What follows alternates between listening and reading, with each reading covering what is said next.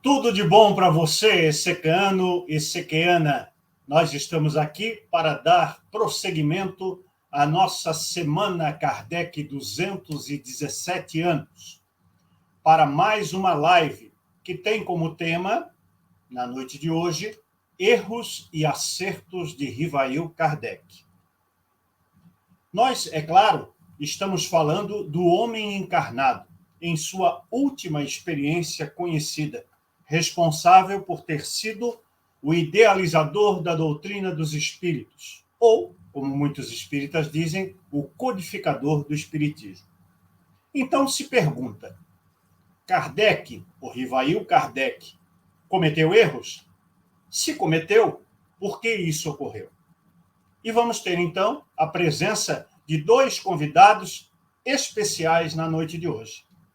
E esperamos também que a sua participação qualificada na forma de questionamentos e de comentários possa abrilhantar ainda mais essa nossa live, trazendo o recheio para esse nosso bolo de aniversário do Homem Rivail.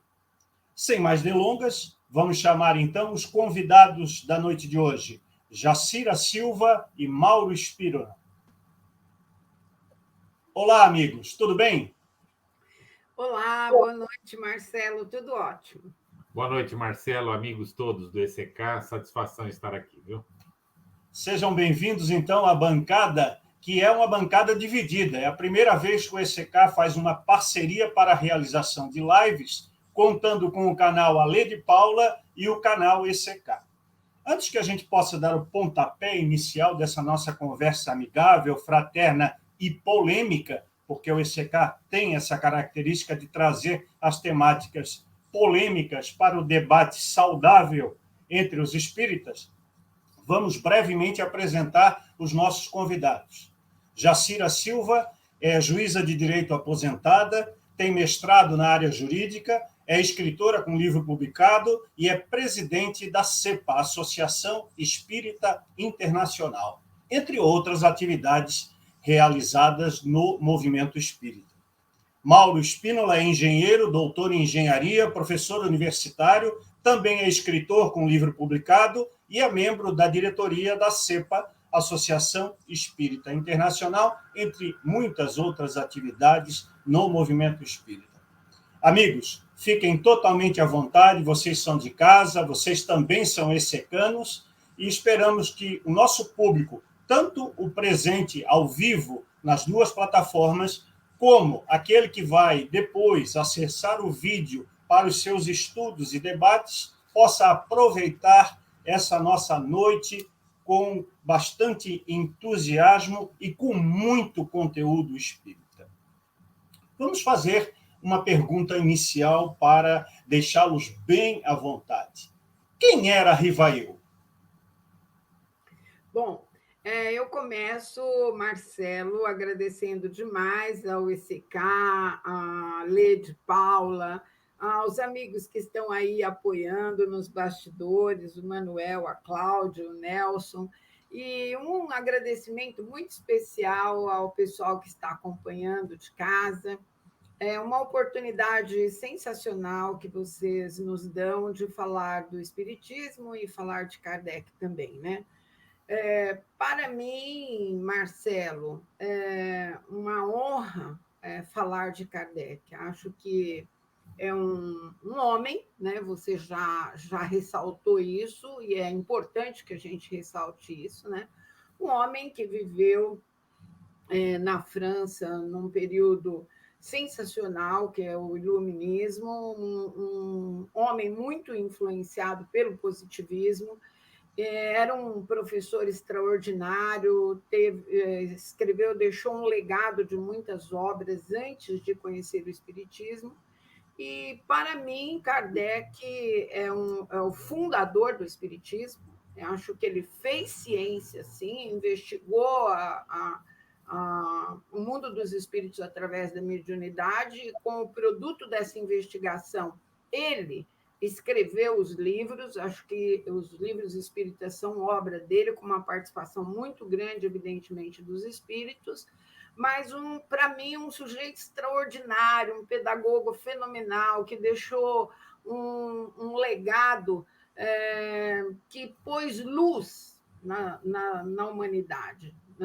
Eu interpreto esse grande pensador como um homem que estava à frente do seu tempo e conseguiu nos deixar esse legado que tem potencial para modificar muito as nossas vidas se nós o compreendermos como uma ciência e uma filosofia, no meu ponto de vista.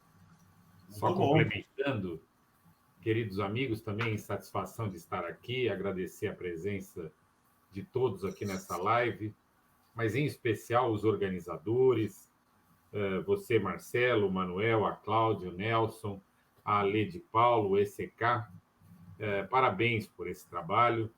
Eu lembro com muito carinho do dia que participei do encontro do ECK na cidade de São Paulo, no Centro Manuel Bento.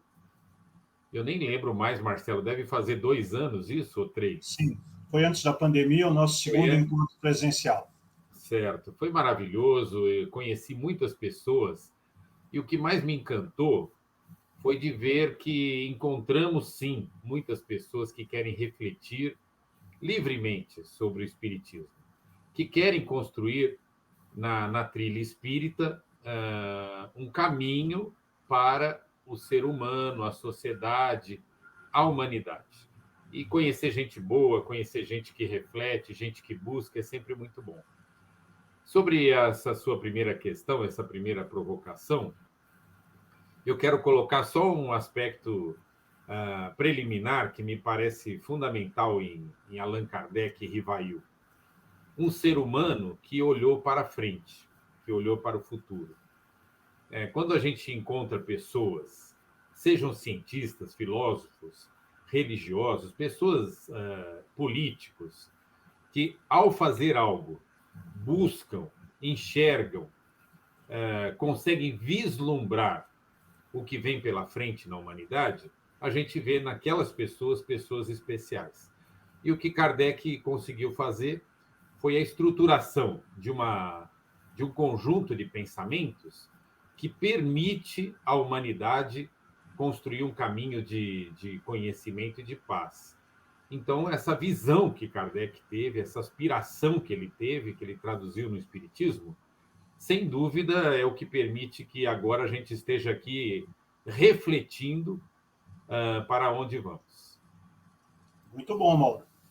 O Ricardo Sardinha, nosso companheiro responsável pela parte artístico-cultural do ECK, que esteve presente, abrilhantando o nosso segundo encontro presencial, o segundo Fórum do Livre Pensar Espírita do ECK, está nos corrigindo aqui, dizendo que o evento foi em janeiro de 2020. Essa circunstância excepcional da pandemia nos faz nos perder um pouco nas datas, né? Mas, de qualquer maneira, estamos próximos a completar 2 anos da realização, já que em janeiro desse ano, embora tenhamos programado a realização de um encontro presencial, não foi possível pelos motivos conhecidos. E aí fizemos um mês inteiro de lives para marcar o 3º Fórum do Livre Pensar Espírita do ECK. Dentro dessa ideia de que Kardec foi um homem antenado, um homem culturalmente presente, um homem que participou do movimento social da sua época e do lugar onde ele vivia e trabalhava, qual é a noção que vocês têm a respeito de uma afirmação que diz que Kardec possa ter tido uma influência muito grande da sua formação familiar, cultural e religiosa? E essa influência pode ter levado Kardec a cometer alguns erros na sua trajetória de fundador, ou de codificador, ou de dirigente maior do movimento espírita originário. Vocês concordam com isso? Bom, vamos sempre aqui, eu começo, depois o Mauro complementa. Eu penso, Marcelo, antes de tudo, que nós não estamos mais num tempo de pensar em verdade absoluta, o que é certo, o que é errado. Isso faz parte de um pensamento maniqueísta, né, e que nos coloca nessa dicotomia que só pode ser certo ou errado. Antes de tudo, fazer essa observação porque nós somos muito influenciados pela cultura judaico-cristã e por decorrência, sempre só tem dois lados, né? Sempre só é possível enxergar duas possibilidades. Então, eu penso que, claro, muitas iniciativas nossas, dos seres humanos, e Kardec era um homem, né? Muitas das nossas iniciativas produzem bom resultado, dão certo, ou porque surgiu da nossa cabeça, porque nós recebemos uma influência positiva também, porque isso também acontece. E outras vezes não produzem tão bom resultado. Né? Então, eu prefiro enxergar como uma caminhada natural, que produz mais ou produz menos, e que tem equívocos naturalmente, que faz parte, né, também do processo de construção do conhecimento. Sem dúvida, nós todos somos influenciados, não apenas pela nossa formação, né, que é a nossa primeira escola, nosso lar, mas também pela escola que a gente frequenta, né, pela sociedade que a gente vive, o momento, o contexto, né, o contexto, de um modo geral. E Kardec, como homem que era, não fugiu à regra. Então, considero que sim, que ele foi influenciado pela escola, pela família, e reproduziu na obra espírita que ele construiu com a ajuda dos espíritos muitas coisas da sua própria visão de homem. Então, quando a gente lê um texto e pensa, caramba, esse texto do Kardec, ele não está conforme com os nossos princípios, com a ética do nosso tempo. Kardec cometeu aqui uma barbaridade. Eu prefiro ver o Kardec homem, que colocou muito de si também na sua obra. Assim como os médiums participam da comunicação mediúnica, Kardec, que foi o elaborador da filosofia, participou muito nessa elaboração com a sua estrutura de ser humano, com o seu conhecimento e com aquilo que ele carregava na sua formação. Hoje, nós podemos considerar que não contribui mais, né? E que talvez se Kardec, o próprio Kardec revisse, tivesse oportunidade agora entre nós de rever, ele faria diferente. São marcas do seu tempo, da sua personalidade e da capacidade que ele teve de interpretar também a mensagem mediúnica que recebeu. Eu também considero, Marcelo, que todos os seres humanos são fruto do seu tempo. Então, se Kardec é fruto do seu tempo, das influências que recebeu, ele é apenas humano. E talvez a gente possa exatamente buscar a nossa tranquilidade em relação ao Espiritismo ao reconhecer que o Espiritismo não é uma revelação divina, como, aliás, o próprio Kardec propôs, e é um trabalho humano, como a Bíblia é uma produção humana, como a ciência é uma produção humana. E na minha opinião, Kardec conseguiu, com todas as influências que recebeu, construir um caminho até surpreendente para aquele momento em que estava vivendo.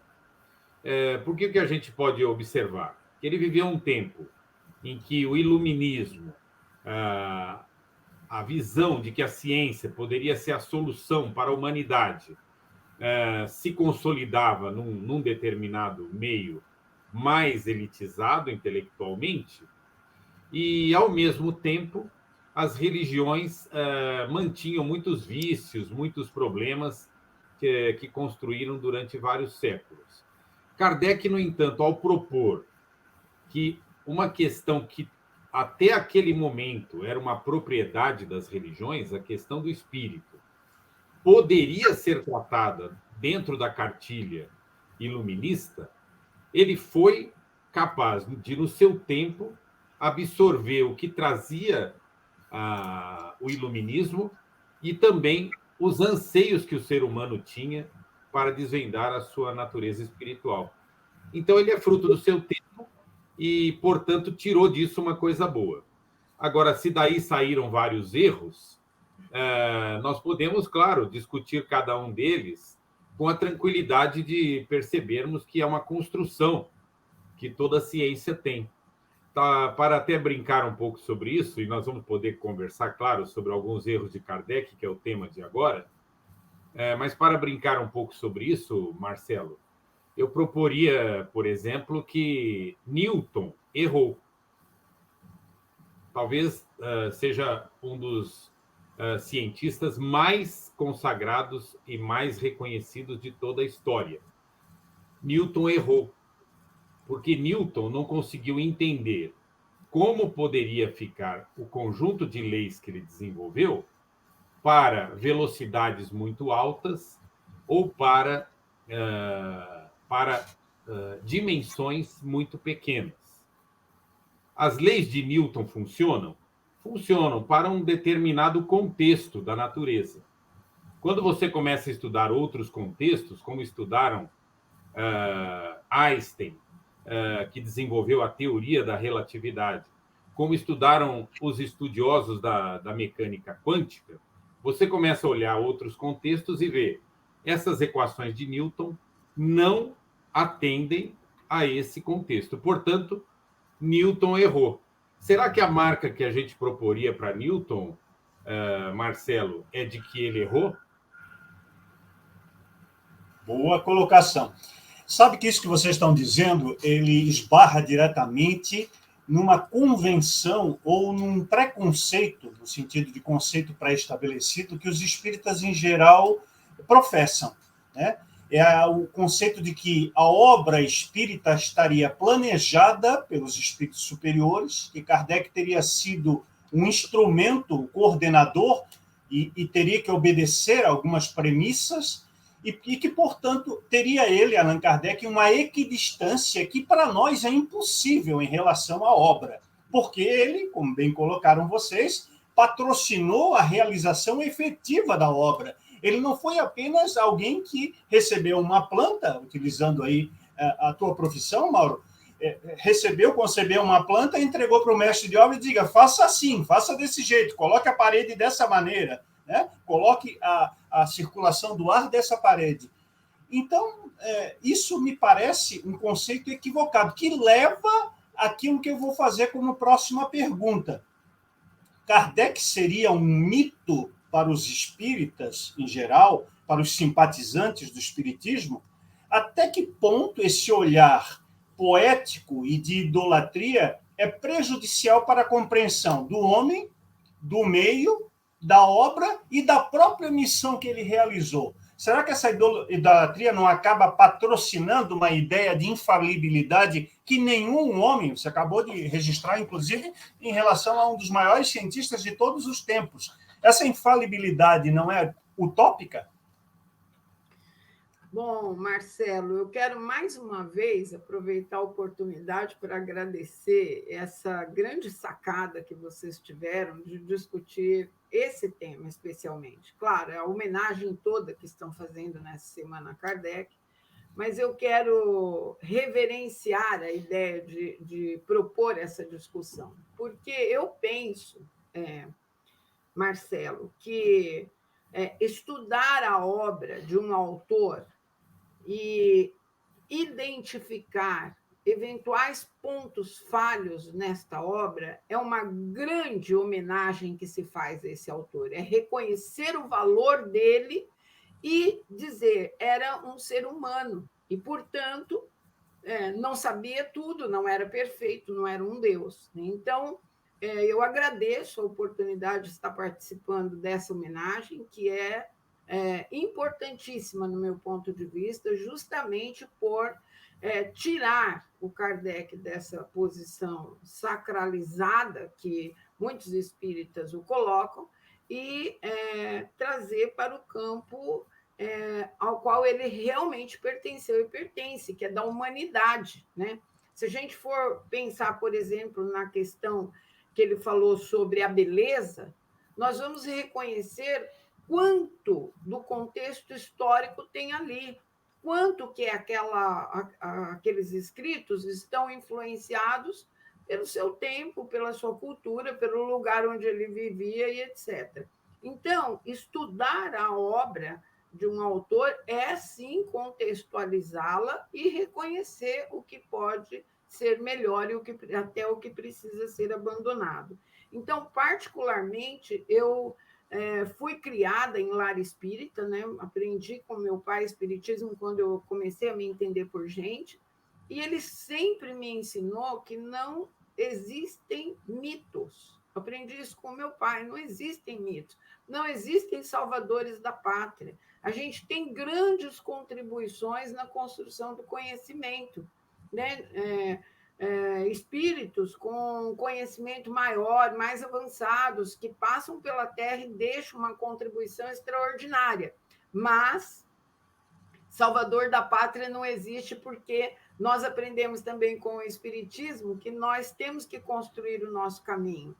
Né? As nossas aprendizagens são feitas pelo caminho. Então, se existisse um mito, um salvador da pátria, alguém que tiraria de nós todas as nossas dificuldades e nos colocaria num plano de plena felicidade, nós não faríamos essa construção, o mérito não seria nosso. Então, eu acredito que entender Kardec no plano da humanidade é uma homenagem que se faz a ele, porque é o que realmente ele foi, né? E descartando totalmente, eu vejo, Marcelo, inclusive, no movimento conservador religioso, uma tendência paradoxal, porque, por um lado, se reconhece a necessidade de atualizar muitos pontos da filosofia espírita. Ninguém hoje mais afirmaria que os planetas giram em órbita circular, né? No entanto, apesar de reconhecer que muita coisa precisa ser atualizada, atribuem esse caráter que, através da expressão pureza doutrinária, querem dar à filosofia espírita, sacralizando Kardec, inclusive. No meu ponto de vista, é muito fácil resolver isso vendo Kardec como um grande homem, um grande pensador do seu tempo, que conseguiu se incomodar com algo que ele não compreendeu num primeiro momento e quis estudar, que foi o fenômeno das mesas girantes, e daí tirou uma filosofia que nos ajuda muito, a nós espíritas serve muito, e penso, tem aptidão para servir a todas as pessoas, a todas as religiões, e por isso tenho essa visão de que o espiritismo é uma filosofia laica e livre pensadora. Você levantou aí, Marcelo, a questão do mito Kardec, da sacralização de Kardec. Um grande pensador brasileiro, professor Luiz Signatz, fala uma frase que eu vou traduzir aqui a meu modo, a maneira como eu entendi, que eu concordo plenamente. Ele diz assim, que sacralizar Kardec é negar Kardec. Por quê? Porque se a gente pode dizer algo que Kardec realmente deixou para nós, foi principalmente o caminho de descoberta, o caminho de construção, que não é um caminho estático, que não é um caminho que para num conjunto de conceitos já estabelecido. Eu considero que essa contribuição de Kardec tem a ver com o método que é apresentado nas primeiras páginas de O Evangelho segundo o Espiritismo, o método que é um capítulo logo no início do Livro dos Médiuns.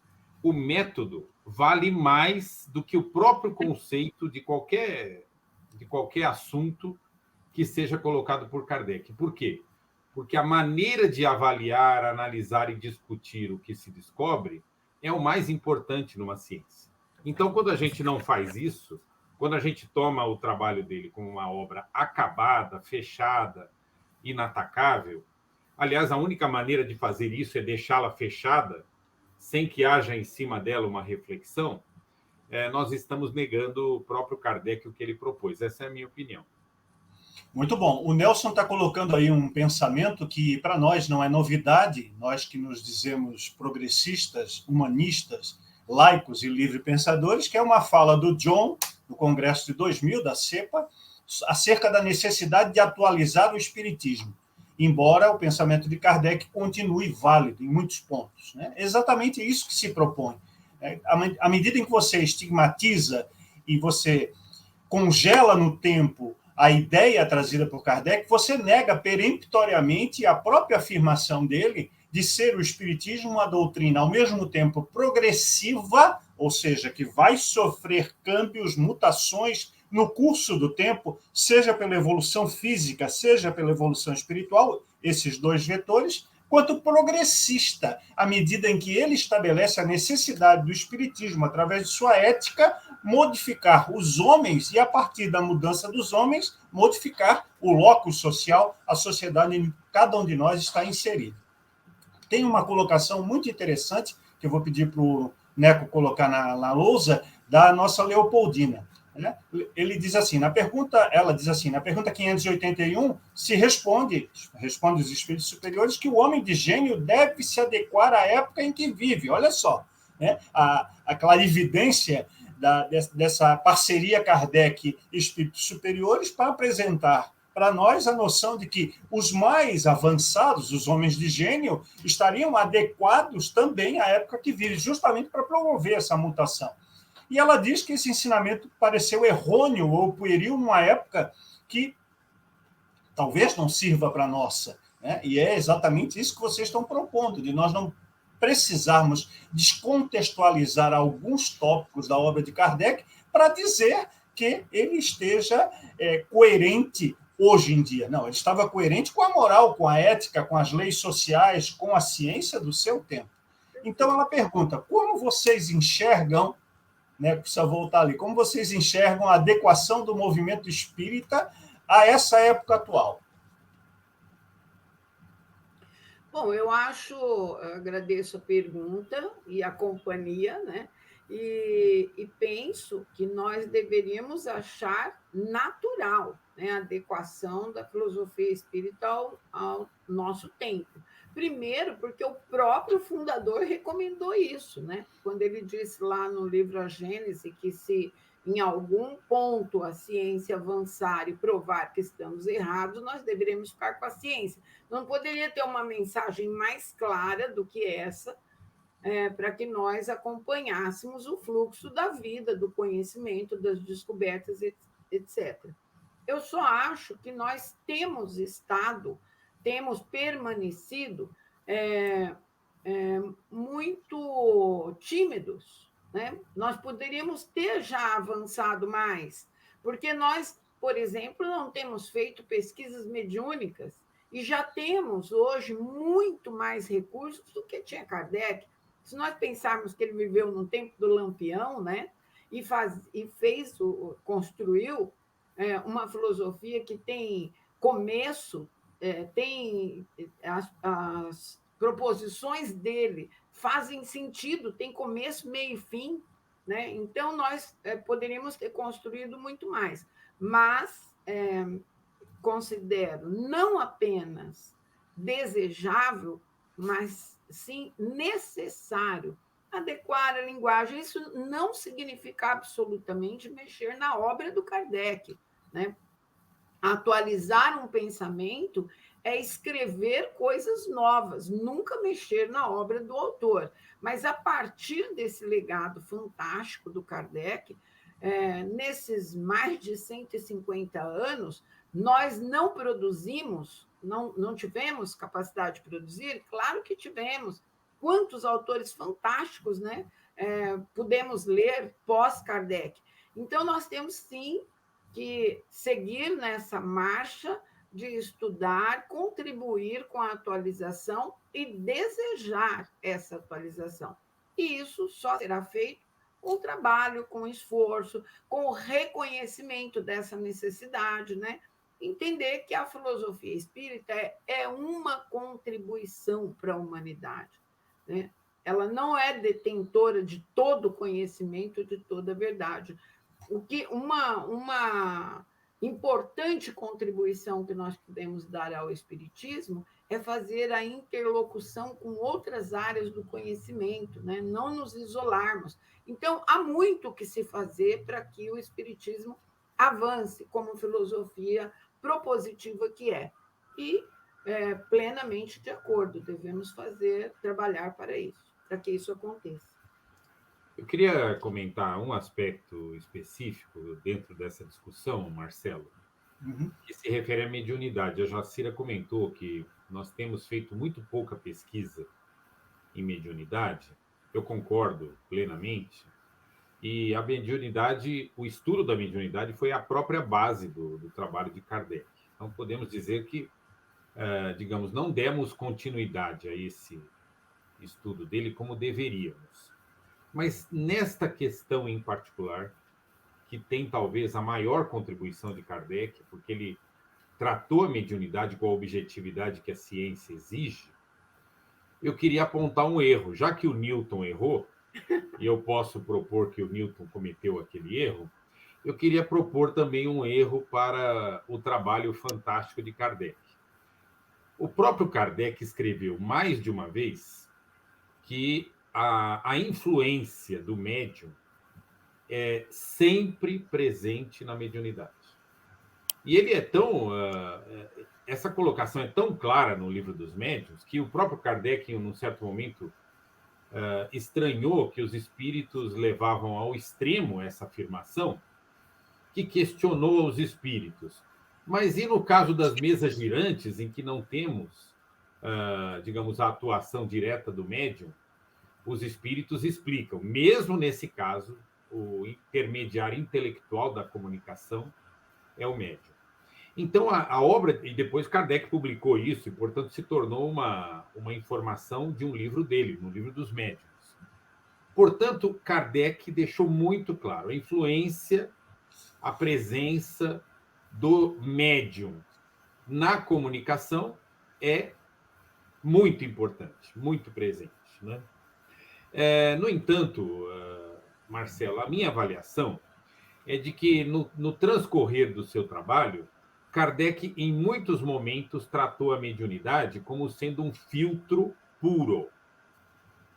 Por exemplo, colocando as comunicações todas que recebia em livros, na revista, etc., apenas colocando o nome do autor espiritual e nunca citando quem era o médium. E nós sabemos, como o próprio Kardec possivelmente confirmaria, se estivesse aqui, que aquele texto é obra do médium e do espírito. Então, hoje, se a gente for fazer pesquisa mediúnica, nós temos que partir daquele ponto muito bem declarado por Kardec.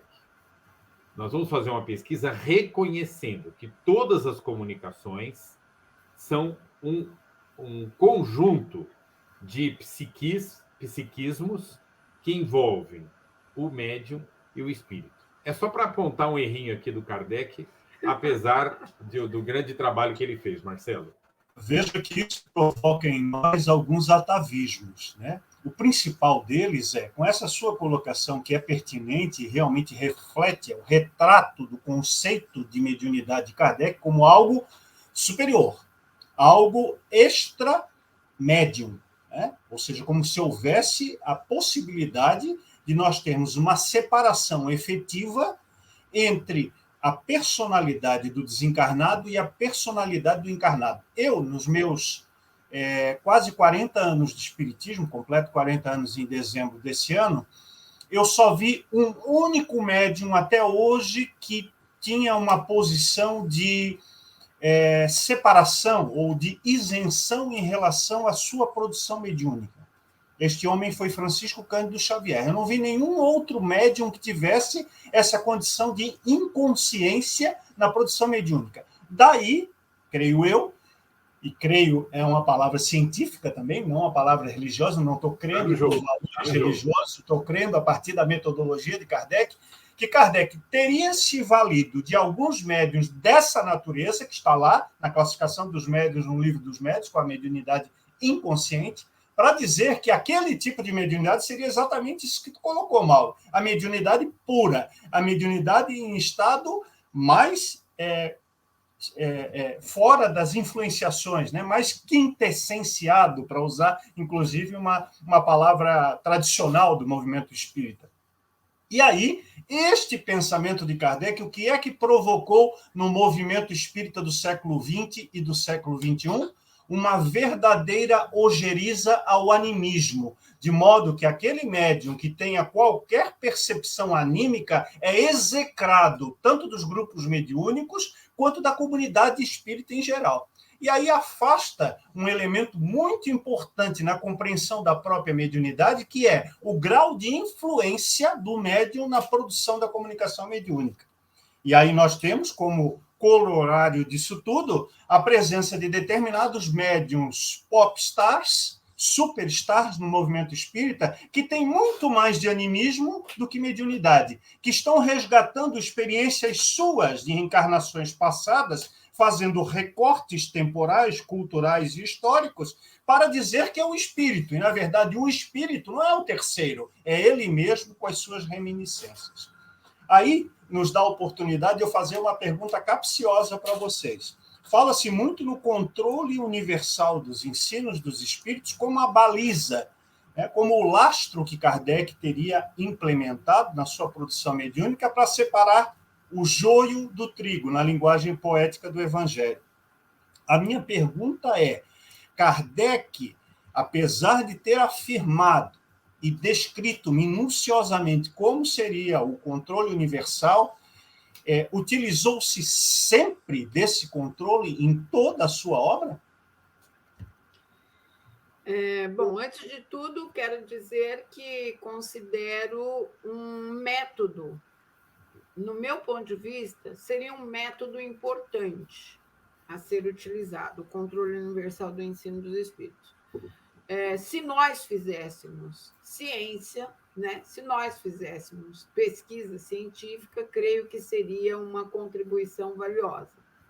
Mas não temos informação de que Kardec tenha se valido desse controle universal, embora o Kardec deixa muito claro que as conclusões extraídas por ele são fruto de uma avaliação minuciosa de diversas comunicações mediúnicas por médiuns diferentes, de locais diferentes, etc. Mas se houver essa informação, eu desconheço. Acredito que ele não aplicou esse método em larga escala, digamos, embora tenha sido, no meu ponto de vista, uma proposta baseada no trabalho que ele fez, de comparação com inúmeras comunicações mediúnicas. Não sei se o Mauro tem uma visão diferente. Eu queria começar falando, na minha opinião, do acerto dessa proposta kardeciana, que é também muito valiosa para o momento que vivia. Nós temos que lembrar que Kardec viveu num tempo em que não existiam ainda as ciências sociais. Não existiam ainda ciências que não são baseadas apenas em observação e em experimentos. A ciência estava construindo ainda o seu processo positivista. O que Kardec propôs ali é o que se usa muito em ciências sociais, que é a busca de análise de consenso. Então, para mitigarmos, para tentarmos reduzir o prejuízo de uma única visão, uma única opinião sobre um determinado assunto, um método importante é buscar reunir e comparar, confrontar algumas ideias diferentes para que se chegue numa visão. Isso é usado em várias pesquisas de ciências sociais, porque muitas vezes você não tem condição nas pesquisas de ciências sociais de fazer daquilo como se fosse um experimento. Olha, colocar todas as pessoas como se fosse numa gaiola para ver qual é a produção que ocorre ali. Então, temos esse valor, e ele faz sentido. Né? Se nós tivermos várias comunicações em lugares diferentes, com médiuns diferentes, inclusive considerando a influência do médium, nós vamos buscar com mais segurança um caminho para o conhecimento. Esse caminho não é infalível. Então, se alguém interpretou essa proposta de Kardec como sendo algo do tipo, olha, dessa forma eu vou chegar na verdade final, isso vai ser infalível, nem Kardec pensava isso. Ele apenas quis construir um caminho mais seguro para a construção do conhecimento. Talvez a gente possa fazer uma crítica, e isso cabe a gente trazer aqui para o nosso tempo, porque por trás desse método, que ele combinava com o método da análise racional, temos que sempre lembrar isso.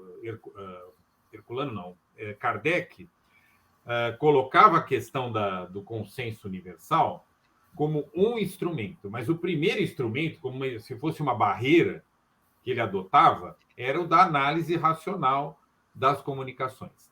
Mesmo combinando todo esse pacote, a gente vê que esse conjunto de instrumentos é ainda bastante frágil, porque é um fenômeno que nós temos poucos instrumentos para avaliar a sua origem, as diversas condições em que é realizado, a importância do viés de cada médium e tudo mais. Então, de maneira alguma, podemos colocar aquela visão que realmente permeou o trabalho de Kardec da pureza da mediunidade, como nós discutimos aí no bloco anterior.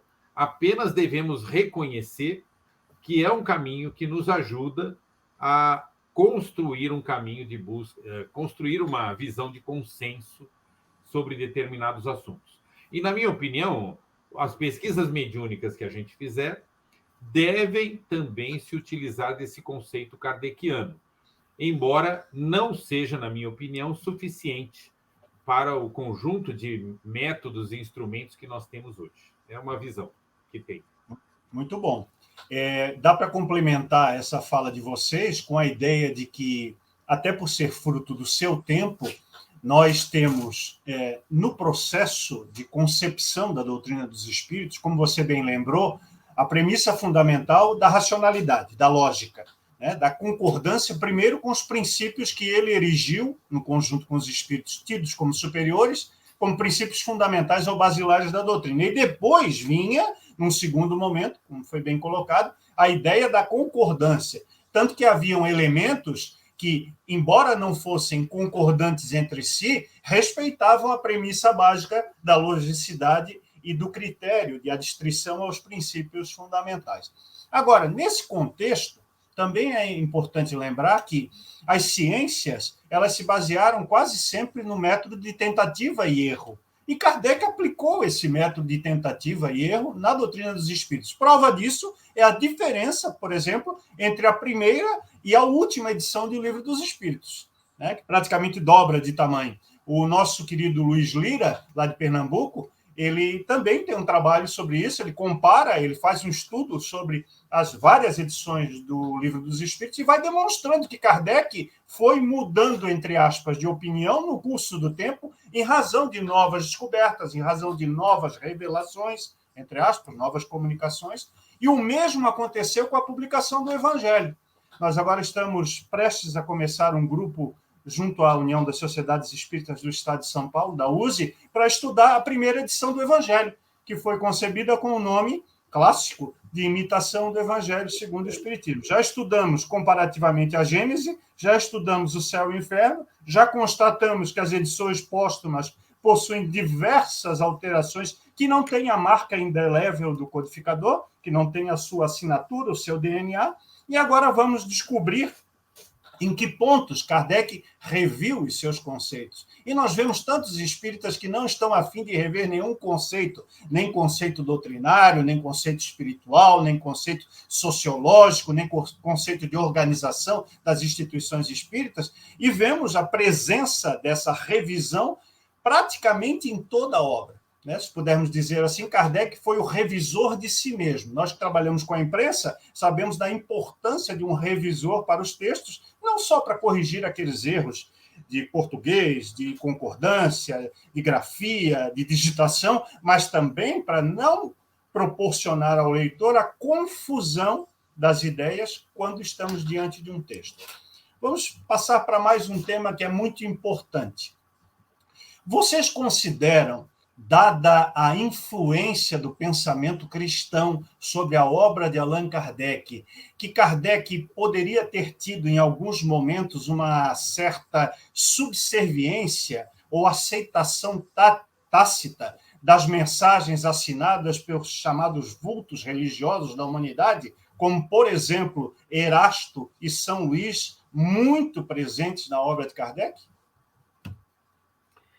Bom, eu começo de novo falando e eu acredito, Marcelo, que para além da influência da sua formação, né, que foi uma formação religiosa, ele era de uma família religiosa, ele estudou numa escola religiosa. Então, para além dessa influência, Kardec teve motivações para ceder ao cristianismo, né? Um dos assuntos que a gente pode discutir na visão do Kardec, que aparentemente se mostra paradoxal na sua obra, é Deus. Né? O maior exemplo que a gente tem. Brilhantemente, ele começa o Livro dos Espíritos perguntando o que é Deus.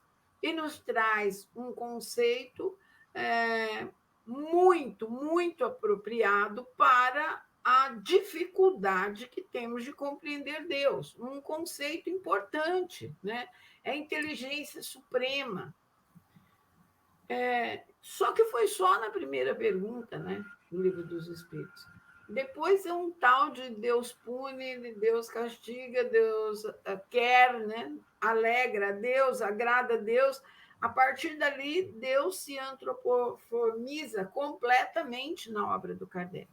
Então, não só nessa questão, né, mas todo o estudo da reencarnação dentro da obra kardeciana também nos permite tatear assim, com muita facilidade essa tendência a ceder aos apelos do cristianismo. Mas não acho que tenha sido apenas pela sua formação, apenas pela influência que ele teve na escola, mas também pela dificuldade, acredito sim, que as mensagens assinadas pelos grandes vultos da história do cristianismo tenham influenciado, mas acredito também, Marcelo, que tem um outro componente, que foi a dificuldade que ele teve no seu tempo de sustentar o espiritismo, porque ele foi muito combatido, né, principalmente pela Igreja Católica. Então, acho que ele juntou todas essas coisas para dar essa guinada, né? Porque teve uma guinada forte. Eu penso que, lendo toda a obra do Kardec, a gente pode se convencer que o Espiritismo é uma religião e a gente pode se convencer que o Espiritismo é uma filosofia e não é nada de religião. Dá para extrair essas duas conclusões da leitura da sua obra. E atribua isso a esse conjunto de influências, que, no meu ponto de vista, não foi única, né? Mas foram várias. Eu considero que Kardec teve preocupação, provavelmente, é difícil a gente avaliar depois de tanto tempo, sem viver o contexto dele, provavelmente excessiva em dar uma resposta para o cristianismo, para o catolicismo, para a sociedade dominada pelo cristianismo. Então, digamos, se o trabalho dele começou um pouco mais livre, e a gente vê isso no livro dos Espíritos, qualquer que seja a edição, principalmente as primeiras edições, o que é o Espiritismo e o Livro dos Médiuns, quer dizer, ele estava ali construindo uma ciência, uma filosofia. A partir daí, ele começa a se preocupar demais em, na sua obra, dar uma resposta àqueles que atacavam o Espiritismo. Então, olha, o Espiritismo é cristão, o Espiritismo traz aqui uma afinidade com o pensamento de Jesus, o Espiritismo explica os milagres de Jesus e assim por diante. A parece-me que foi um caminho que ele tomou, que ele achou importante tomar, que talvez fosse necessário no seu tempo. O que eu vejo como uma coisa afortunada para nós é que nós não vivemos mais esse tempo. O pensamento secular se desenvolveu do tempo de Kardec para cá. Hoje, você dizer claramente que você não está atrelado a uma visão religiosa, que você não está atrelado a uma visão, principalmente uma visão fechada, que não mereça discussão, que tenha um papa, que tenha um pastor que diga para você a verdade, você dizer isso é uma coisa perfeitamente reconhecida na sociedade como uma posição válida. Você dizer hoje, dentro de um processo de pandemia, né, que você ouve mais a ciência do que o pastor que diz para você tomar hidroxicloroquina, você tem hoje um espaço que é perfeitamente reconhecido na sociedade como um espaço válido. Pode ser que alguns não gostem, alguns critiquem, mas você tem esse espaço. Então, me parece, é uma interpretação que faço, que pode ser questionada por algum estudioso, que Kardec acabou adotando uma postura de muita resposta. Eu não acho que foi subserviência.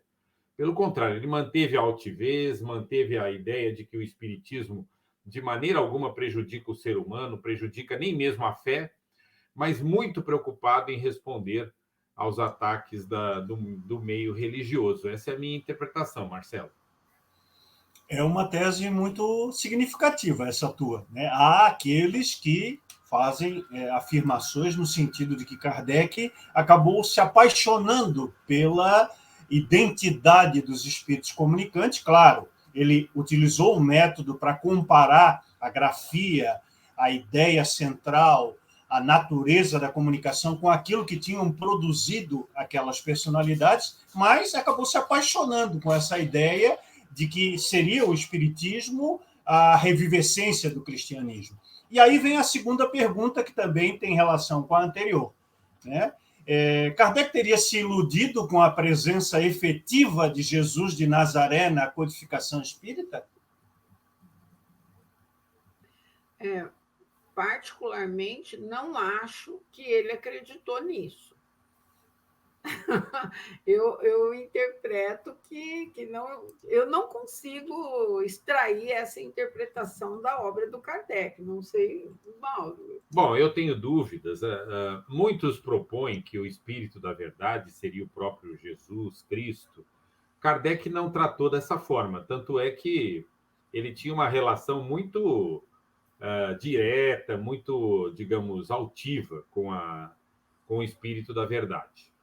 Tem um único texto de Kardec que, nas vezes que leio, me deixa muito preocupado.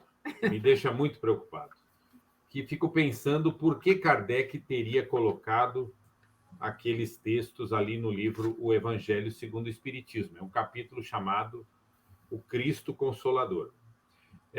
Realmente ali, quando vemos o texto, dá a impressão de que o próprio Cristo, o próprio Jesus, como a gente chamaria, estaria tendo uma atuação, uma contribuição, uma participação ali no trabalho de Kardec. Embora, Marcelo, isso também não tenha sido explícito, me parece. Não posso afirmar o que passou pela cabeça de Kardec. A única coisa que posso afirmar é que a melhor coisa que ele fez foi a de abrir o espiritismo para a participação de muitos espíritos. Então, quando ele propõe, é por isso que eu digo que o método é muito mais importante do que o resultado. Que o resultado a gente obtém um agora, daqui a pouco a gente pode obter um resultado melhor se houver método, né? Qual é a proposta kardeciana? Nunca ouvir um espírito só. Nunca levar em consideração apenas uma comunicação. Eu considero também que ele valorizou muito os nomes dos espíritos que se comunicavam. Então, quem pega, por exemplo, Prolegômenos, de O Livro dos Espíritos, vai ver lá no final do Prolegômenos as assinaturas dos espíritos. E não havia ali nenhum José da Esquina, nenhum Mauro Spínola. Existia ali um grande conjunto de teólogos, pensadores, né? Muitos teólogos e vários pensadores que eram conhecidos na época de Kardec e que Kardec valorizou naquele momento. Mas para validar o espiritismo. Para validar. Então, essa busca de dar um tom de seriedade, um tom de credibilidade, etc., mesmo ele mesmo, nos seus estudos, tendo concluído sobre a dificuldade de identificação de espíritos e também a necessidade de ouvir vários espíritos, não necessariamente com aqueles nomes, nas comunicações. Então, podemos talvez avaliar, Marcelo, que Kardec teve a preocupação de, com esses nomes, dar maior credibilidade ao trabalho que ele estava fazendo. E talvez não fosse necessário se a gente pudesse reconhecer que nele, ou que naquele trabalho, o que era mais importante era o caminho que ele estava construindo, muito mais do que cada uma daquelas mensagens que estavam ali publicadas. Essa é a minha opinião. Eu queria falar só uma palavrinha sobre o texto do Evangelho mencionado pelo Mauro. Eu tenho uma visão da filosofia espírita do conjunto da obra do Kardec. Claro que, se a gente for analisar pontualmente alguns textos, a gente terá maior dificuldade. Mas, do contexto da obra, eu extraio que, nesse texto que o Mauro se referiu do Evangelho, Kardec estaria se referindo muito mais ao legado de Jesus, à mensagem de Jesus, do que propriamente da presença de Jesus na edificação, na construção, na elaboração da filosofia espírita. É Muito bom. Em relação a isso, essa ideia de que Kardec teria se entusiasmado com muitas questões, o que me parece natural, em razão do conteúdo que ele passava a divisar a partir das comunicações que lhe vinham sendo entregues, e que, portanto, isso descortinava para ele um universo prospectivo, um universo favorável à frente. Eu vou trazer uma dissertação que é muito lembrada e decantada pelos espíritas, que está na Revista Espírita, quando Kardec fala do período de luta, que era justamente aquilo que ele estava vivendo naquele momento em que, como vocês bem colocaram, as igrejas, a católica e a protestante, se viraram contra o espiritismo, porque passaram a ver que o espiritismo, pouco a pouco, na Europa rudimentar daquele tempo, mas já uma Europa bastante culturalizada, estava perdendo adeptos para essa nova filosofia religiosa que o espiritismo se constituía. Nessa dissertação, Kardec nos apresenta 6 períodos de desenvolvimento das ideias espíritas. Todo espírita sabe isso, todo espírita estudioso sabe isso de cor e salteado, né? O período da curiosidade, o período filosófico, o da luta, o período religioso, o intermediário, que ele disse que futuramente receberia uma adjetivação como os demais, e o da regeneração social. Aí, nessa dissertação, Mauro e Jacira, Kardec realiza um trabalho de futurologia. E ele diz que o período intermediário abriria o século XX, e logo em seguida nós estaríamos vivendo o período da regeneração social, onde as ideias espíritas seriam bem compreendidas, aceitas, e a humanidade se veria transformada. Como é que nós ficamos diante desse erro de Kardec? Bom, eu não considero que foi um erro, eu considero que foi um sonho. Ele era ufanista, ele foi ufanista nessa questão, né? Um sonho. Ele estava encantado com a descoberta que ele fez, ele imaginou que esse conhecimento se disseminaria rapidamente na humanidade e que todo mundo ia aderir à filosofia espírita. Eu disse no início, Marcelo, que eu considero que o Kardec nos deixou um legado extraordinário, ele levantou um véu importantíssimo, né, para a humanidade. E acredito, sinceramente, que a filosofia espírita tem uma contribuição ímpar para, se a gente fosse capaz de praticar a lição espírita, a gente realmente mudaria o mundo, a gente realmente transformaria o mundo. Só que nós somos espíritos resistentes, né? Nós somos remitentes, resistentes, nós somos muito ainda imaturos para avançar, evoluir e estabelecer essa condição de vida. Talvez Kardec não tenha contado com isso, que a humanidade, nós somos espíritos imperfeitos, espíritos curtos ainda, espíritos limitados, que estamos fazendo o nosso caminho vagarosamente. Penso que ele foi entusiasta, né? E fez uma estimativa baseada unicamente no seu desejo, no seu sonho, desconsiderou, Marcelo, uma avaliação que ele próprio faz da condição de mundo em que estamos, porque ele diz lá, olha, apenas didaticamente, né, ele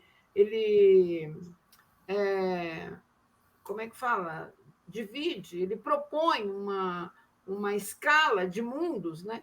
Que tem os mundos primitivos e logo depois os mundos de expiação e de provas, onde estaríamos. Depois vem mundo de regeneração, depois vem mundos felizes, depois vem mundos celestes. Quer dizer, nós estamos muito mais perto dos mundos primitivos do que dos mundos celestes ou divinos. De onde ele extraiu essa conclusão que nós sairíamos desse lugar, né, de mundo de expiação e de provas, e avançaríamos assim tão rapidamente. Né? Penso que qualquer avaliação de tempo é uma especulação. Penso que ele sonhou, desejou, mas sem sustentação nenhuma. É evidente que não se concretizou o sonho de Allan Kardec. Eu considero que o otimismo, a visão de um mundo melhor, é um valor que o espírito pode ter maravilhoso. E eu particularmente admiro esse valor. Às vezes a gente encontra, por exemplo, uma pessoa no nosso meio social que tem essa visão de que é possível as coisas serem melhores, de que é possível construir, e ela faz muita coisa quando ela tem essa visão. Né? Nós tivemos um brasileiro espírita extremamente otimista, chamado José Herculano Pires. Quem pega a obra de José Herculano Pires, que foi, segundo muitas análises, eu assinaria embaixo, o maior kardeciólogo de todos os tempos, aquele que melhor compreendeu o que Kardec buscava e fazia. Você pega um livro do Herculano, você analisa, mas o Espiritismo já demonstrou a imortalidade, já demonstrou a reencarnação. Né? As pesquisas tais demonstraram isso. E nós sabemos, se alguém acredita nisso, eu peço desculpas, mas é a minha convicção, nada disso foi demonstrado ainda. Nós estamos ainda na luta para demonstrar a imortalidade, demonstrar ou investigar, né, se realmente somos imortais, para ser mais sincero, e investigar se podemos reencarnar. Então, o otimismo eu acho valoroso.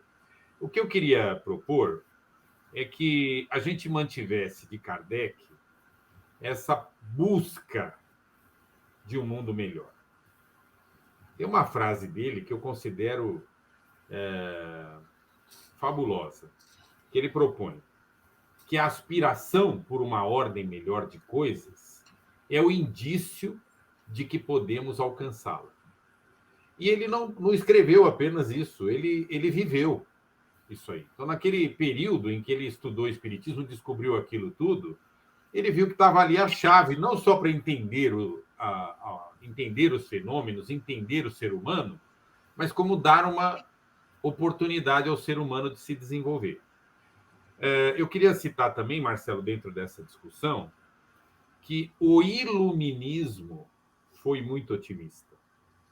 Então, você vai encontrar em vários estudiosos do iluminismo, vários atuantes do iluminismo, essa visão de que a ciência ia trazer uma sociedade de bem-estar, de que o conhecimento ia trazer a felicidade humana, uma sociedade justa e tudo mais.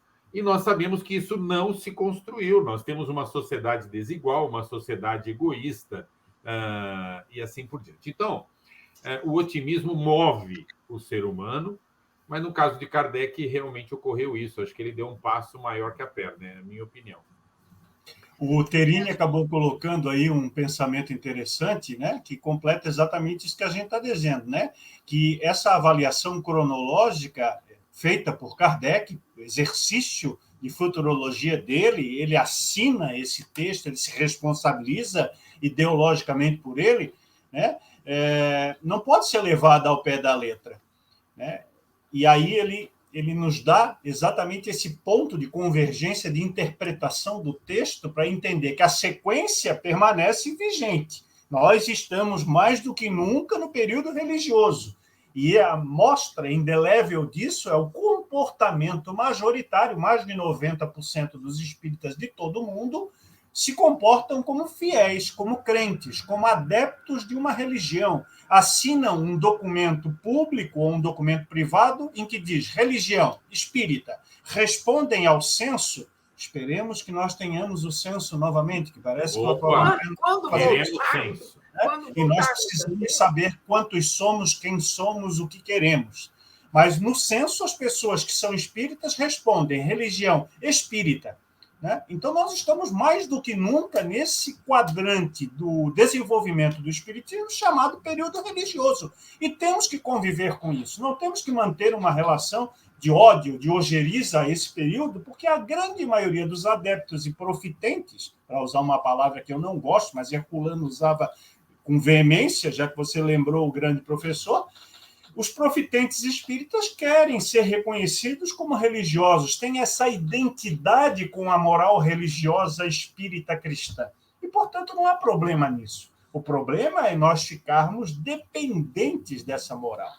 E veja, Mauro, que eu sou, por exemplo, um crítico muito ácido da produção mediúnica ditada por Emmanuel. Mas eu reconheço a clarividência de Emmanuel quando afirmou em relação a Herculano Pires que ele era o metro que melhor mediu Kardec. Ou seja, a referência que conseguiu enxergar os detalhes, a contextura da obra de Kardec, esse pensador foi Herculano Pires. E aí, então, nós temos que também fazer, em relação à obra de Kardec, essa separação. Onde é que o homem estava presente, onde é que o espírito imortal, clarividente, visionário, humanista, progressista, livre pensador, laico estava presente? Onde é que estava o Kardec religioso, que também tinha as suas crenças? E aí eu faço mais um spoiler interessante. Nós estamos preparando uma live sobre Kardec para futuro, né, depois de encerrada essa programação,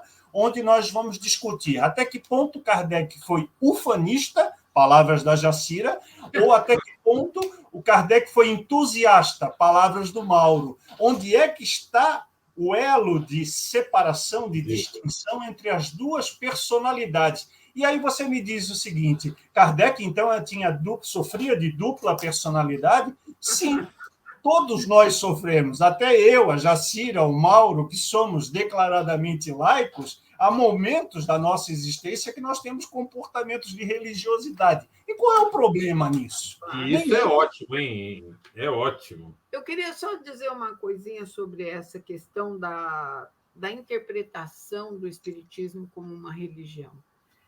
Eu fico muito confortável com isso, Marcelo, porque, como eu disse, eu vejo na obra do Kardec muito fomento para essa ideia. Ela permite realmente extrair dali essa interpretação.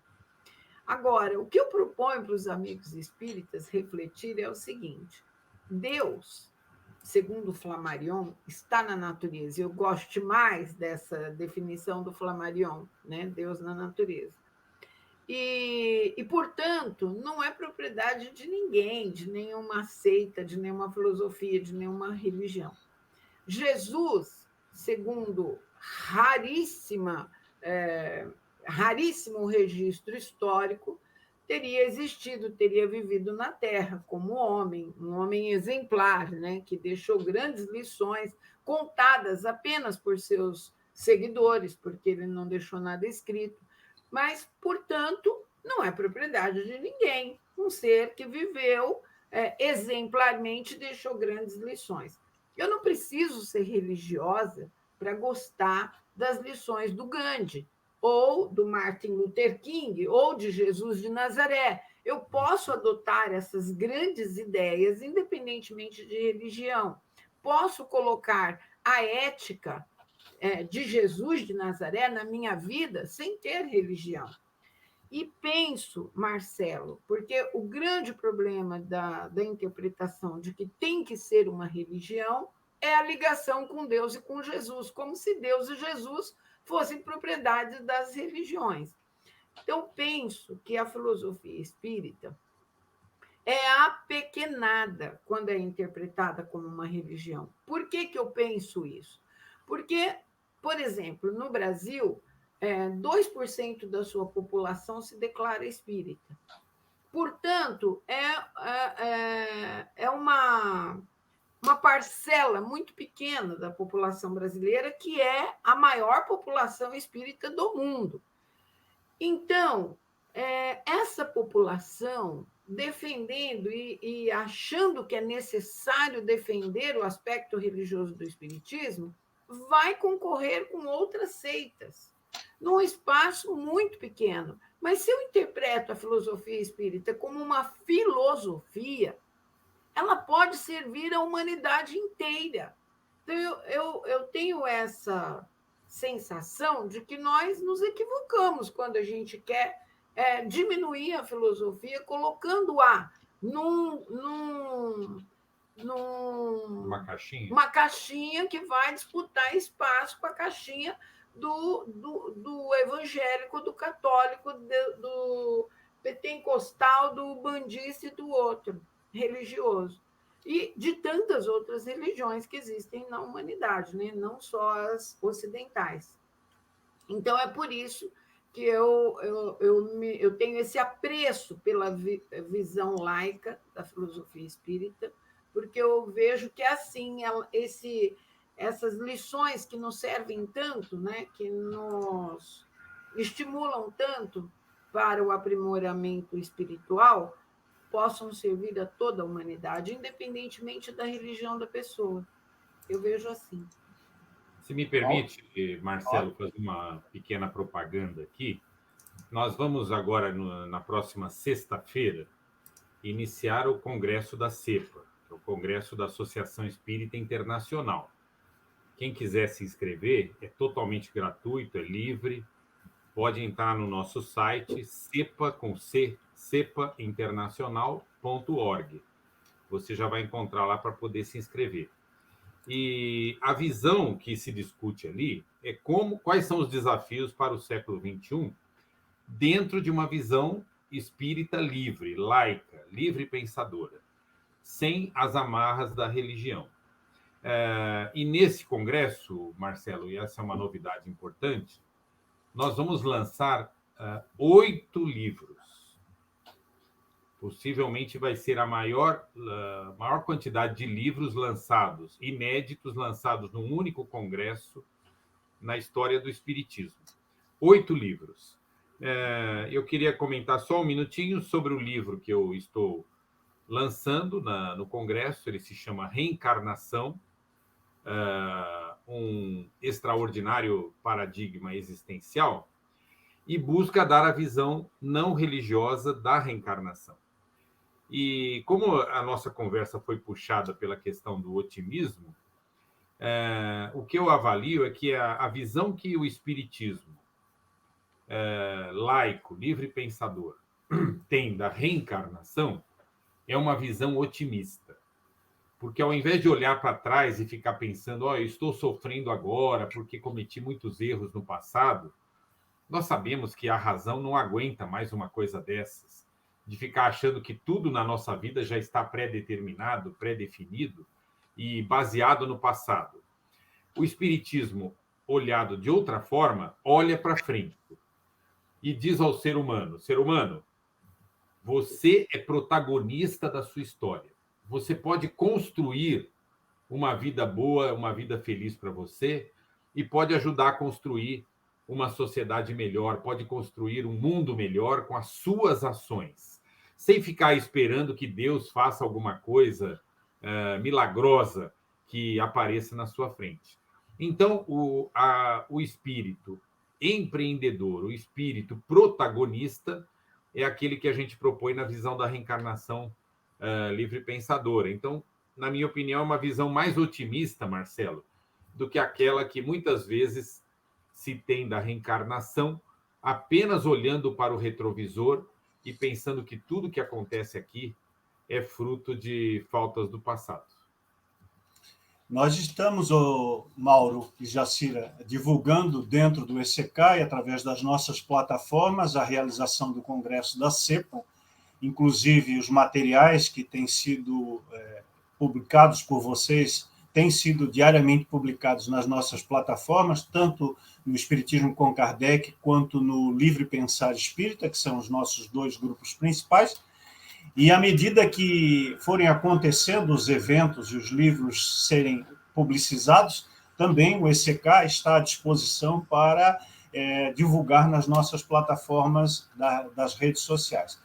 Pegando um gancho no que a Jacira colocou, na nossa live de ontem, que tratou sobre a nossa tarefa de realizar o convite sério ao estudo da obra de Allan Kardec, eu exatamente comentei isso, que 2% da população brasileira são declaradamente espíritas, e que, portanto, nós representamos um quociente considerável, mas diminuto, e que, aí eu completei, dizendo que nós somos incompetentes em termos de religião. Nós temos uma religião, uma para-religião, uma pseudo-religião.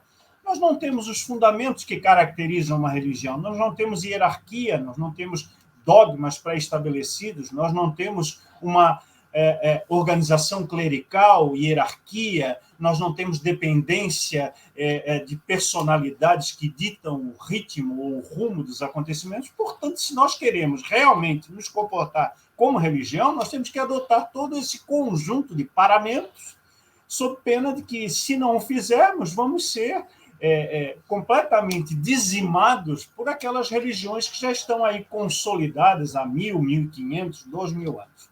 Então, devemos cuidar do nosso quintal, trabalhar com a ideia filosófica e científica, sem esquecer, é claro, o parâmetro ou o paradigma ético e o ético-social, que é o principal dessa tarefa espírita.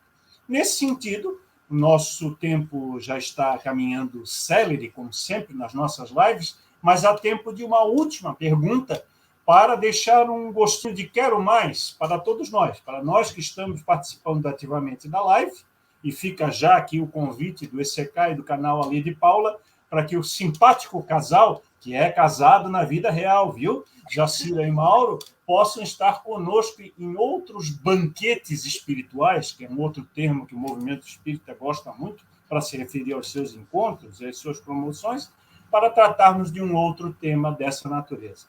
Obrigada. Então, eu vou encerrar com uma pergunta final para vocês, que é a seguinte.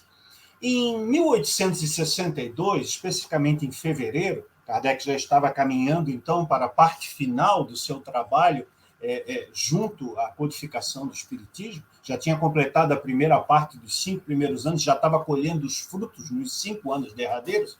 Ele escreve uma dissertação na Revista de Fevereiro, de 1862, intitulada Resposta à Mensagem de Ano Novo aos Espíritas Lioneses.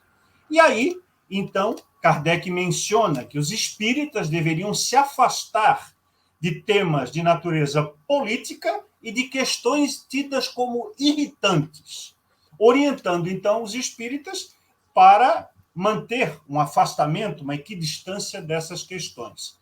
Que dizer disso num ambiente em que é necessário o concurso dos espíritas para promover aquela reforma ou regeneração social, em que os temas de natureza política, e o espiritismo é uma proposta de política social e espiritual, necessita tanto que nós nos debrucemos sobre as questões conjunturais, econômicas, políticas, sociais, administrativas, para, enfim, tomarmos uma diretriz segura para dizer de que lado estamos e a que grupo estamos vinculados. Kardec teria afastado os espíritas de uma militância social? Esse texto tem sido muito invocado, né, Marcelo? Porque a gente vive um momento triste, né, na política, principalmente no Brasil, não só a partir de 2018, mas isso começou, isso piorou a partir de 2014, e a gente se dividiu em dois lados e não tem jeito, né? Não tem jeito, não há como encontrar uma alternativa de conciliação entre as pessoas, ou se está de um lado ou se está de outro. E aí, então, esse texto tem sido muito invocado por quem não quer discutir política. Recentemente, Marcelo, eu li ou ouvi alguém dizer que um livro não consiste exatamente naquilo que o autor quis escrever, mas consiste naquilo que o leitor consegue extrair dele. Então, eu penso que cada um de nós extrai dali uma interpretação, né? O que passou pela cabeça do Kardec quando escreveu aquele texto? Aquele texto ele coincide exatamente com o que pensava Kardec, porque não é isso que a gente extrai do contexto geral da obra do Kardec, né? O Kardec escreveu uma obra, por exemplo, intolerante com injustiças sociais. Como que você discute esse único ponto que é absolutamente evidente na obra do Kardec sem pensar em política, né? Então, sinceramente, ele pode ter sido influenciado por algum evento que tenha acontecido na Sociedade dos Estudos Espíritas. Eu não sei exatamente o que o teria levado a escrever daquela forma, mas o que eu penso a respeito é o seguinte, que nós estamos trabalhando para atualizar o pensamento espírita. E assim como o Kardec pisou na bola quando ele falou da beleza, quando ele falou de vários outros temas, por exemplo, quando ele falou da igualdade de gênero, ele disse que homens e mulheres são iguais. No entanto, a mulher tem que cuidar da casa, das tarefas domésticas, etc. e tal. Eu olho isso como algo do seu tempo, né? De novo, o contexto, a cultura, o lugar, etc., mas não vejo isso no conjunto da obra. O conjunto da obra não indica essa direção. O conjunto da obra do Kardec não indica para a direção da nossa omissão, muito pelo contrário. Então, eu tenho escrito isso insistentemente, tenho sido criticada, apesar de ser a presidente da CEPA, tenho recebido críticas dentro da CEPA, porque eu digo que a gente levanta e respira política e deita respirando política, nasceu permeado nos eventos políticos e vai morrer impactado pelos eventos políticos. Então, a política permeia a nossa vida 24 horas por dia. No transporte que a gente usa para se locomover, no remédio que a gente toma, na consulta médica que a gente faz, na comida que a gente come, no transporte dessa comida, enfim, a política permeia a nossa vida o tempo todo. Se a gente não puder discutir política, a gente não pode contribuir para a construção de uma sociedade melhor. Então, eu digo abertamente, assumo a responsabilidade de dizer isso. Se o Kardec efetivamente pensou isso, me desculpa, meu amigo, mas eu vou divergir do Kardec, porque eu posso divergir do Kardec.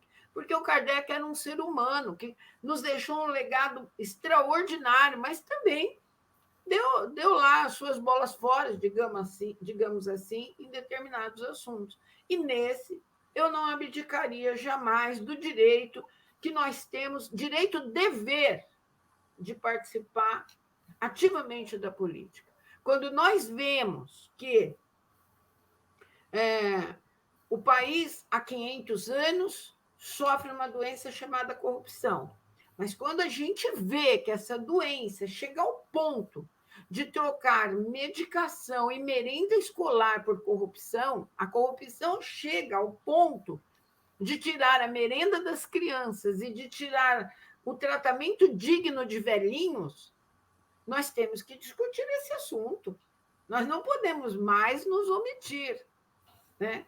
Eu ajudei a criar um grupo de mulheres chamado Movimento Mundial de Mulheres Espíritas pela Defesa dos Direitos Humanos. Quero aproveitar para convidar a todas as mulheres que nos assistem, nos ouvem, para participar. Este movimento está ainda em fase de elaboração, está exigindo um pouco de paciência da mulherada, porque juntamos um monte de mulheres para elaborar esse movimento político que nós queremos transformar numa oportunidade de trabalho político na sociedade, em favor dos direitos humanos, especialmente em favor dos direitos das mulheres.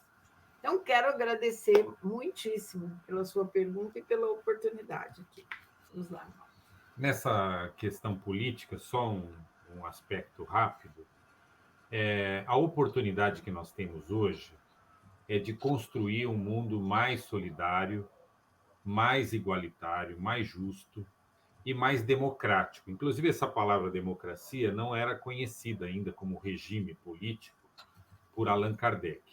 Ele teve seus motivos para propor, talvez, até uma maneira de tentar blindar o espiritismo de apegos políticos, mas hoje nós vivemos um mundo em que precisamos já agir. Não basta a gente apenas estudar e querer se salvar. Não existe salvação. Uma boa coisa para a gente dizer para a pessoa que chega no centro espírita é o seguinte: não existe salvação. Se você pretende alguma coisa aqui, a gente, individualmente e em grupo, construir alguma coisa melhor. E o que eu proponho para mim, para a minha dama, para todos, é que a gente possa construir algo melhor. E o Espiritismo nos ajuda nisso aí. Basta olhar o que Kardec propôs, o que Herculano propôs para a educação. A criança é um espírito reencarnado. Nós podemos, como espíritas, contribuir para que a educação seja mais do que ela é hoje. E nós vamos ficar guardados em casa, no centro, sem levar essa nossa proposta. E quero também agradecer, querido amigo Marcelo, a oportunidade, parabenizar mais uma vez o trabalho fantástico feito tanto pela Lede Paula quanto pelo ECK. Desejar que toda essa turbulência de discussões leve realmente a ações e a gente possa continuar unido. Um abraço a vocês. Muito bom, Mauro e Jacira. Vocês são sempre muito bem-vindos à nossa ambiência do ECK e ao canal Ali de Paula, justamente pela serenidade com que os temas mais ácidos ou mais polêmicos podem ser debatidos com elegância, sem parcimônias e com a necessidade, muitas das vezes, de nós colocarmos o dedo na própria ferida, para entendermos a maturidade que o movimento passa a ter nesse momento, quando nós temos a capacidade de poder analisar tanto o trabalho magnífico de Allan Kardec, quanto as contribuições dos espíritos tidos como superiores e a necessidade da revisão de alguns pontos para adequá-los à nossa contingência social, planetária e espiritual dos dias atuais. Lembrando uma das falas de vocês nesse último bloco, nós temos aquela célebre resposta dos espíritos superiores a Kardec no Livro dos Espíritos, onde ele quer saber por que o bem ainda não é uma realidade conjuntural. E os espíritos respondem porque os bons são tímidos e os maus são audaciosos. Falar de política social, de temas que dizem respeito aos direitos humanos, e o ECK também é parceiro de primeira hora desse movimento de mulheres muito em ótima e excelente hora, porque resgata tanto a identidade e a posição de protagonista daqueles que estão reencarnados no sexo feminino, para trazer a visão poética, a visão do carinho, da afeição, que é a característica maior do espírito que experimenta a roupagem feminina nessa oportunidade extraordinária da vida material. O canal A Lei de Paula e o canal ECK hoje estão lisonjeados com a presença do simpático e de grande proeminência nas letras espíritas, Mauro Spínola e Jacira Silva e Mauro Espírita, onde o nosso agradecimento, o agradecimento de todos os presentes, vai com a certeza de termos inscrito hoje um outro capítulo na transformação do próprio movimento espírita. Quero deixar o meu abraço fraterno e o desejo que possamos estar juntos em outras oportunidades. Muito obrigado. Muito obrigada. Obrigada a você, aos internautas, a toda a turma aí. Obrigada. Beijo a todos.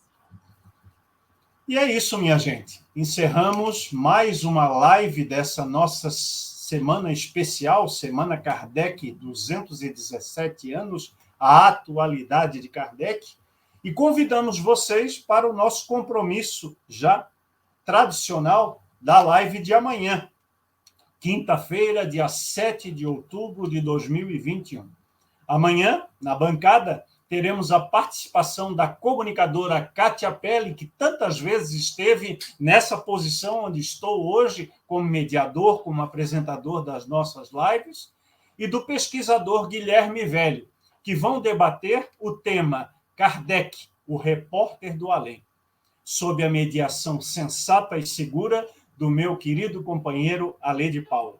Fica aqui, então, o convite para que você seja nosso participante, nosso colaborador, nosso companheiro de bancada na live de amanhã.